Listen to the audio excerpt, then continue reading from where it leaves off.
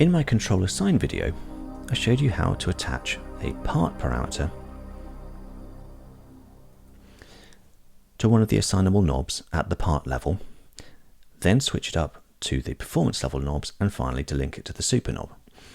But if you don't care about which knob is used behind the scenes, there's a simpler way to do it. So what I would be telling you to do here is to press Control Assign and move one of the assignable knobs.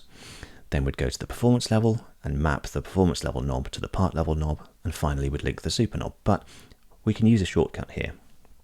So I'm going to press Control Assign for this resonance parameter and move the super knob instead. And now the system has automatically created a mapping between the super knob to a performance level knob to a part level knob to that part parameter. Let's go and have a look at how it sounds. That's pretty harsh, so let's go and reduce the amount there. And now let's go and find out what it's actually done. So I'm going to switch to the common elements for this one part. Let's go and take a look at part 1. There it is. So it's assigned resonance to assign level, assign knob 1. And then if we go to the common level, we can see that there are various assignments that were made at the preset level. And there's our new resonance mapping taken from performance level assign knob 5 to part 1 assign knob 1, which maps to resonance. And then of course the super knob is linked to that. Let's come back to performance home and change the amount that the super knob actually moves that knob, because at the moment it's going all the way from the bottom to the top. We can see that here.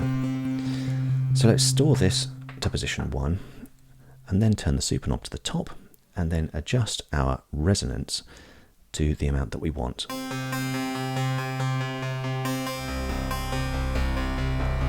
And store that to position 2. And now we can see that knob morphing between our two positions.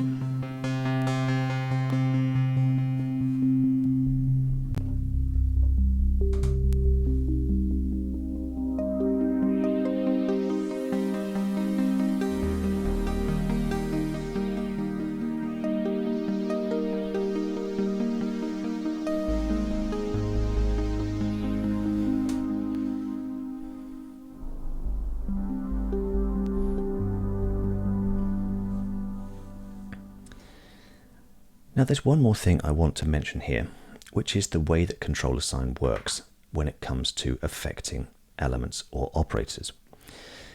If we look at the assignment that it made, it's actually switched on the element switches for all 8 of the elements of this part, even though there's actually only 3 elements in use.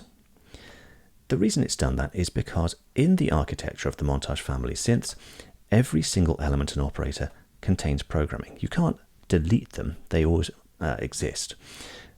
You can just switch them on and off. But what you will find is that, especially with preset performances, there may be programming in these elements outside of the default, and then the element's just been switched off by the sound designer in order to finalize the sound design. So if we turn off the switches for those unknown elements, I'm going to call them at this point, then when we turn those on later on, if we ever do, we're not going to get an unexpected result with the resonance mapping to them.